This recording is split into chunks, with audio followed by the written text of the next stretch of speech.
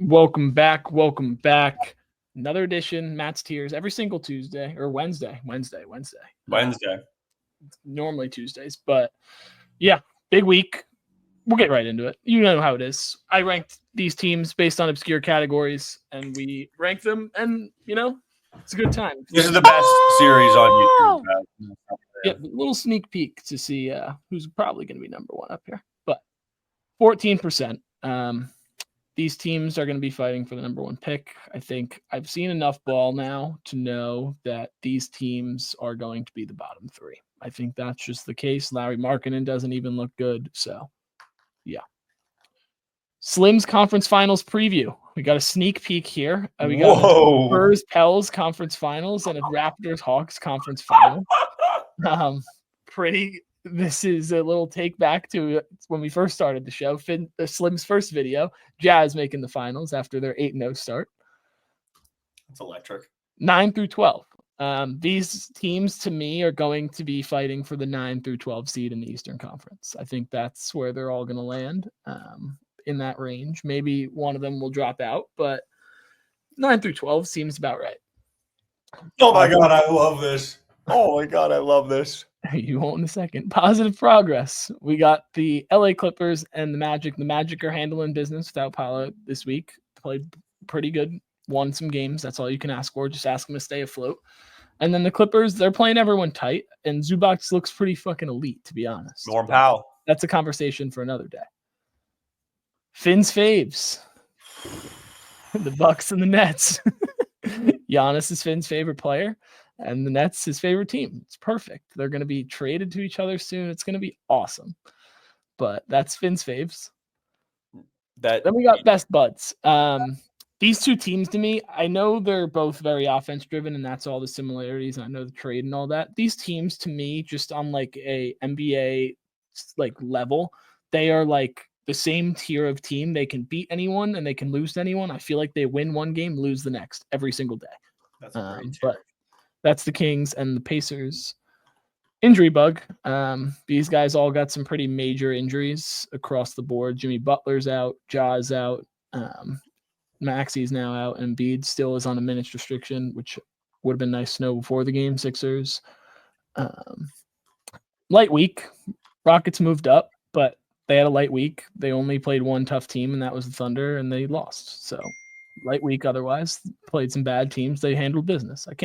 You deserve to move up for that. 32 for 35. That is what Karl-Anthony Towns is allowing in the restricted area. He is behind players like Cam Thomas at protecting the rim at this moment in time. Worst in the league. 94% field goal percentage. I think it's like 91.4 or something like that. But yeah, still insane. I don't know what that is. It's honestly insane. Cam Thomas is doing better at the rim than Cat, but pick one. These teams, every one game could look like they're the best team in the NBA and they want to be a really good team. Next game, they could look terrible and I don't even recognize them.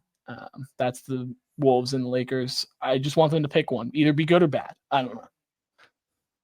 I can't believe it. Jokic is unbelievable. He legitimately might lead the NBA in points, rebounds, and assists. That's nuts. And they're still not a great team overall in comparison to what everyone kind of thought they would be at the start of the year. But still, Nuggets are pretty damn good. Not worried. KD got hurt. Not really worried about the Suns. I still think they're going to be a really, really good team. And then the Mavs, they lost a couple close ones in a row. Again, not really worried. I think they're going to be fine. Flip-flop. The Warriors had 3 really tough games this week. You beat the Celtics, great win. Then you go to the Cavs and you're down 40 at halftime. And then you go to the Thunder and you win that game. I don't know what the hell to make of this team. I know they're good. That's all I know. I know they're a good team. But they keep flip-flopping. And in their tough games, they went 2-1, so I can't complain. So they had to move up. Centers. Their centers will be back in December. They need them. They're missing them. And for Thunder, they need a center. At least the Celtics have a couple backups. The Thunder just legitimately don't have a center that's healthy right now. So pretty wild. And for the first time ever, we have The Cleveland Cavaliers atop the tiers. Tits is the tier. They're just perfect, and tits are perfect. I'll leave it at that. What a tit guy. So clap it up. But that is week 4 of the tier. You got noted tit over ass guy. It's been a thing. Yes. You can leave your thoughts in the comments on that one specifically. Drop your thoughts in the comments. Matt's in a good mood today, clearly. Two things I want to address. pretty sweet. Two things I want to address. Okay. One, I feel like we didn't get a good Nets analysis there, as you normally do, because you were making fun of Giannis. We played those two teams tight. I just wanted to say we played those two teams tight, and we covered your bet last night. Okay. You did. Earned. 2, there was a bit of a fiasco last night. Not much. Between me and Matt, there was a bit of a scandal. We're doing a ladder challenge. We're going to post a ladder challenge soon. We're going to have some ladder challenge content. It's coming. Don't worry. Matt knows it's coming. Matt crafted a ladder challenge. Is it on him that Jared Allen shit the bed last night? No. Is it on him that his personal ladder almost hit? Yes. He didn't share the personal ladder. That's not. He did share the cousin lay. The cousin lay smacked.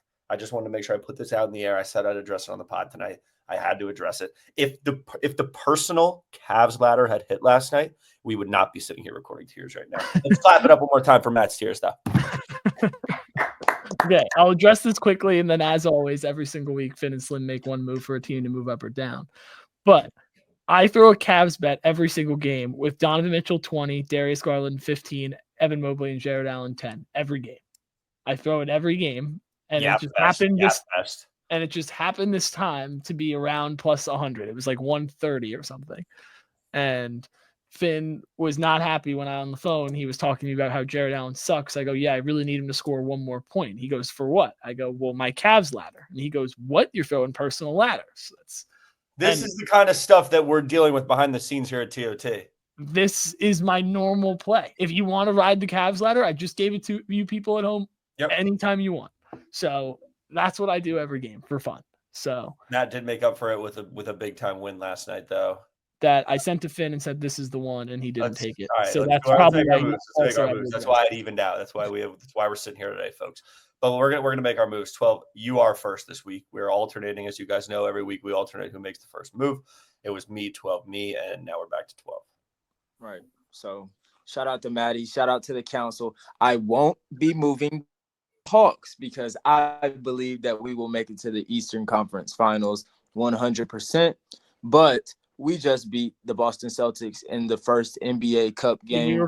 And these were made pre tonight's action. Let's let that be known. We're recording this Tuesday night at 10 o'clock. So these were made before that. I would have gotten dropped, but still. I will be moving the Boston Celtics. I see plot holes in their offense, and I see that some teams are able to exploit that either with great defense or with consistent offense. Shout out to the Warriors. And if I did move the Hawks, I would move us up to not worried. I know we're kind of injured right now, but even we see that our bench and third string guys are able to come up, play big time minutes. We got the defensive player of the year, damn near 3 All-Stars. We got it going, man. You better tap in with the A. We stand true to ATL. You see what it come down to. Shout out to the council. 11 seed. Yeah, probably.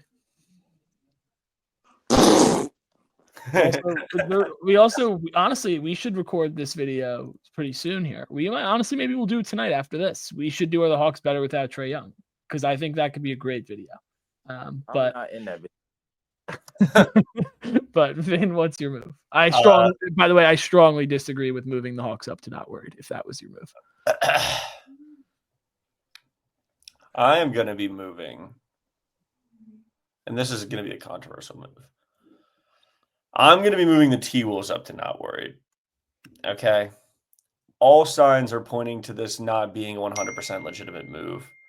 I do completely understand why this could be looked at as, like, in my personal opinion, they're as good as both of those teams that are in that tier, A. B, I'm physically not worried about them. My thoughts reflect very nicely with what the tier is on the screen.